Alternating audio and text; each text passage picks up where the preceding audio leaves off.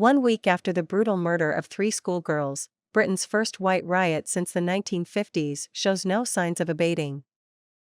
Police spokespersons say they are stretched by the scale of disorder, the worst seen on the mainland since 2011. Then, the disturbances across British cities followed the police killing of Mark Duggan and were instantly dismissed by the political class as shopping riots. The rioters, mostly poor black and white, were conspicuously highlighted on television newsreels, spilling out of high street shops, their arms filled with stolen goods. The public was suitably scandalized, and the courts and the prisons were mobilized for swift retribution. Fast forward 13 years, and the political reaction is eerily similar. Yet there are differences which are due to the fact that on this occasion, it is the white working class which is stoning the police and looting stores. The Guardian newspaper told its readers that thousands of people had taken part in a 7-day orgy of violence, with police making 378 arrests.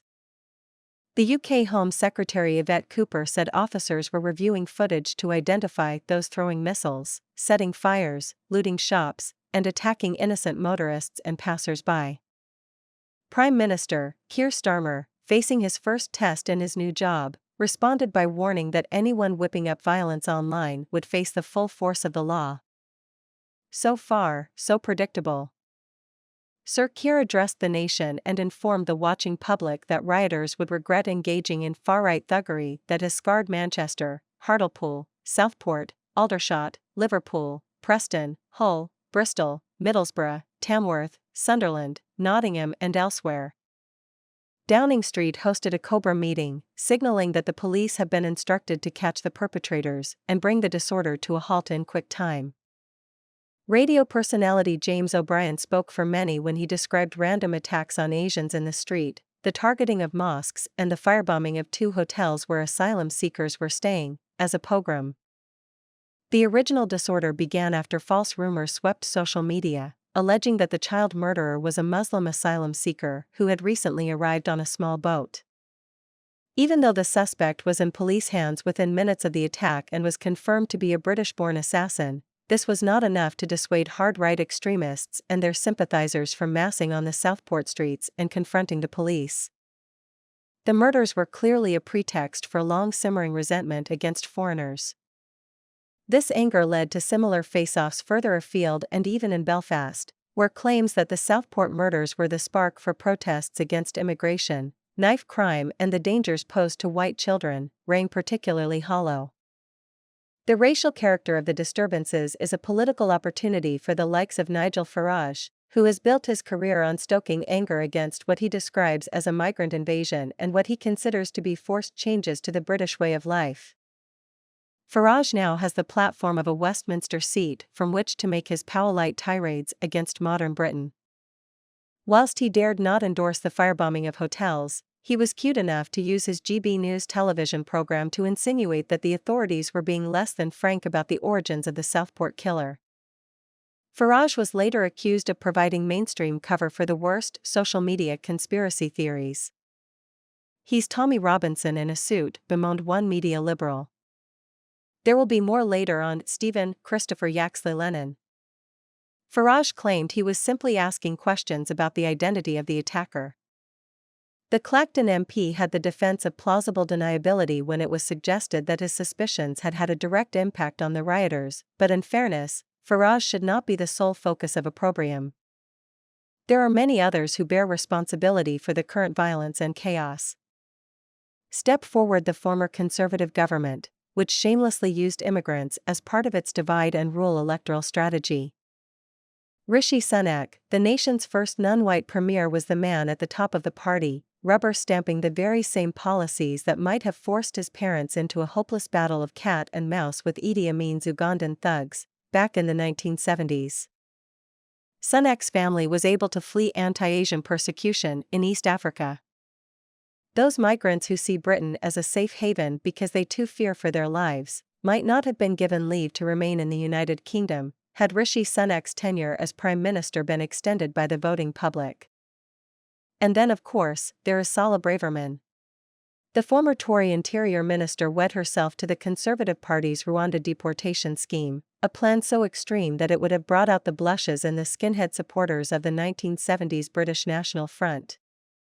Let us remember that the violence on British streets has seen random Asians punched for the crime of having brown skin. The rioters do not differentiate between newcomers and British-born Asians, nor do they care to do so. This is a white riot, pure and simple.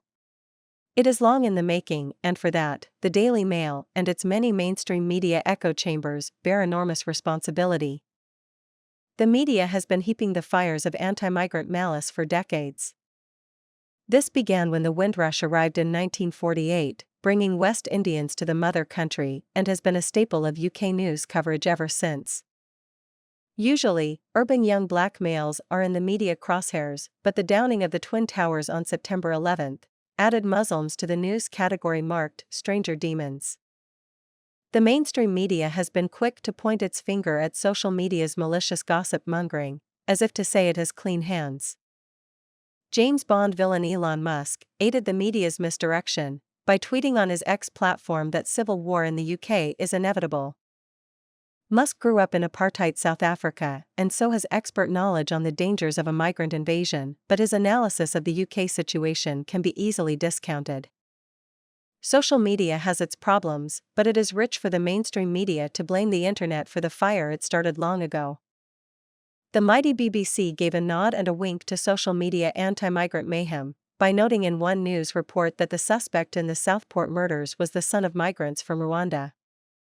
Axel Rudakubana was born in Britain and grew up in Wales. The BBC's decision to include the birthplace of his parents could only have added to existing tension. The Daily Mail described as vile an impromptu roadblock in Middlesbrough, where motorists were only allowed through if they were white and English, forgetting that this attitude of English and white first has been promoted by the newspaper for 70 years. The Daily Mail breathlessly reports on the chaos on Britain's streets and exposes the whereabouts of Tommy Robinson, the notorious Muslim baiter who formerly headed the English Defence League. The Mail claims that Robinson suns himself at an all-inclusive 5-star hotel in Cyprus, while his foot soldiers run riot in violent protests across Britain. The newspaper then returns to form by giving free publicity to Robinson's latest book, inaptly titled Silenced.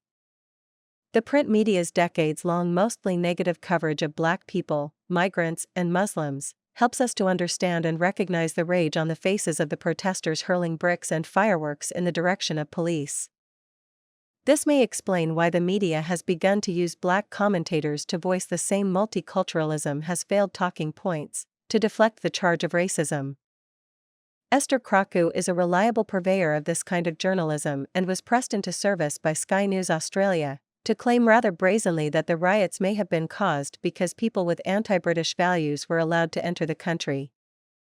Viewers ought to have been told that Kraku's family hails from Ghana. The Kenyan Mercy Moroki is a relative newcomer to this black media space, but showed that she has the right stuff for the job by penning a comment article for the Sun newspaper.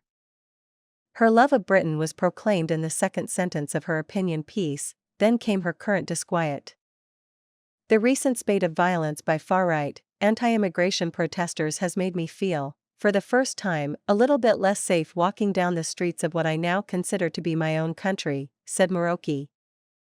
The thugs who have hijacked the recent atrocity to wreak mayhem on our streets are not only a disgrace to British values, they dishonor the memory of those children in the most abhorrent way. Not everyone at these protests is a far-right extremist.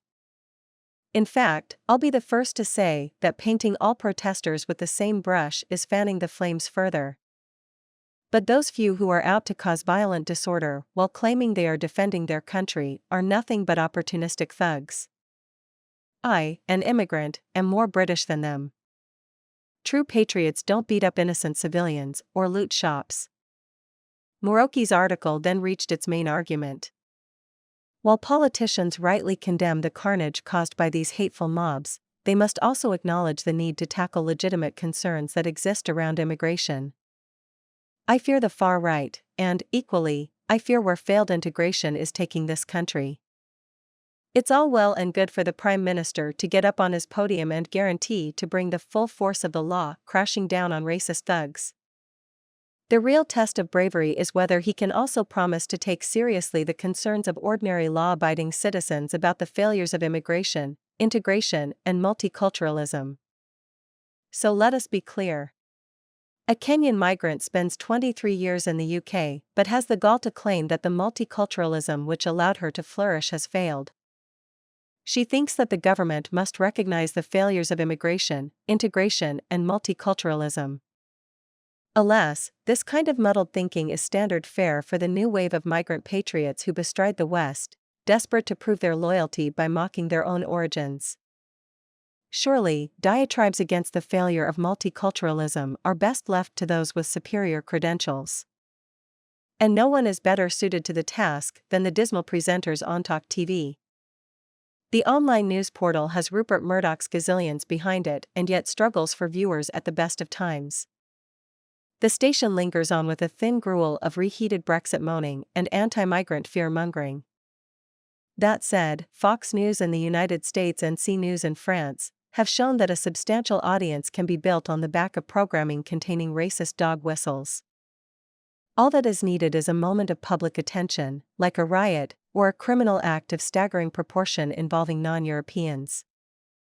And so the Southport murders and the carnival of criminality that followed have been an unexpected ratings bonanza for Talk TV. Viewers came for the round-the-clock explanations of this sudden burst of late July violence, looting and disorder, and stayed for Talk TV's particular brand of populist certainty. Employing a presenter recruited from a fringe right-wing political party, an old copper straight out of the 70s Sweeney, and a sundry collection of Daily Mail reading, 90s-era shock jocks, Talk TV has found its mojo. Brits are fed up with the assault on British culture. Featuring Reform UK's Ben Habib slamming UK immigration garnered 41,000 YouTube views in 2 hours. An inappropriate discussion entitled "Do You Think There's Muslim Thuggery?" attracted 6,000 views every hour, but for real audience numbers, look no further than Nigel Farage fangirl Alex Phillips, the breakthrough TV star of Britain's latest crisis. Phillips, who has moved seamlessly from media to politics and back to media, is part of a new breed of opinionated TV presenters, who are there to share their views under the guise of a format interview. Phillips panders to the thugs who plague Britain's streets, with her efforts to understand the causes of the riots. Of course, she has denounced the rioting, saying that locking people in a hotel and setting it on fire is downright thuggery and attempted murder. But then Phillips can't stop herself discussing the Muslim men who are tooling up, or accusing previous governments of failing to listen to the unheard. This is the same drivel spouted by those who saw the murderous insurrection in Washington after the election defeat of President Donald Trump and called it rowdiness. Phillips is tagged in a video, which asks if refugees are getting special treatment. She worries about the bullying and silencing of ordinary people who are traduced as racists for making reasonable points, and discusses the impact of cultural vandalism in a much-viewed exchange with the equally excitable Dr. Renee Henderkamp, in a video conversation entitled "Riots by Local Muslim Population." Phillips came to public prominence when describing the harrowing incident of nearly being mugged for her telephone in a London street. She also claims to have been followed home by someone who was not Celtic, which was, she revealed, proof that Britain should get tough with migrants. Her videos are seen by hundreds of thousands of YouTube viewers to the delight of her employers, who need Talk TV content to go viral, to keep the station alive. Phillips, working Britain's latest crisis harder than a junkie in need of a new fix, is however onto something when she examined where the riots are taking place. Phillips claimed that the violence was in places where migrants were having a negative impact. Phillips suggested to Dr. Henderkamp that people living in these northern towns may have lost their jobs to migrants or were harassed by them. They have brought the violence on themselves, she said, agreeing with Dr. Henderkamp's bonkers musings. So there you are. These aren't rioters, but the economic and social casualties of failed multiculturalism in Britain. Those of us who see the political motive in all social action would have to agree that the white rioters are, in the words of the great Dr. Martin Luther King, expressing the language of the unheard. But they do so, not for the reasons advanced by Phillips and her fellow hard-right opportunists. These white rioters live in towns in England's north and the Midlands and in Belfast and not in leafy Surrey or Hertfordshire. The riots occur in places hollowed out by international capital and long ago left behind by the plundering forces of neoliberal economics. These people have been told by the likes of Farage and the Daily Mail to blame migrants and asylum seekers for their plight. This is a deeply appalling, preventive measure to stop the dispossessed from asking hard questions of the elites, who have turned the British economy into a casino and sent the good semi-skilled jobs to China and elsewhere, in order to get their quarterly share returns. Now white people are in the streets, turning their fire on the guardians of elite power, their identity politics front and center for all to see. How will the political class react? Will the white rioters be imprisoned, in the way of their black peers, or will they be listened to, once the streets have been reclaimed by the police? These are questions for a future podcast. Until then, thanks for listening. Please like and subscribe for future podcasts. And join me again next time.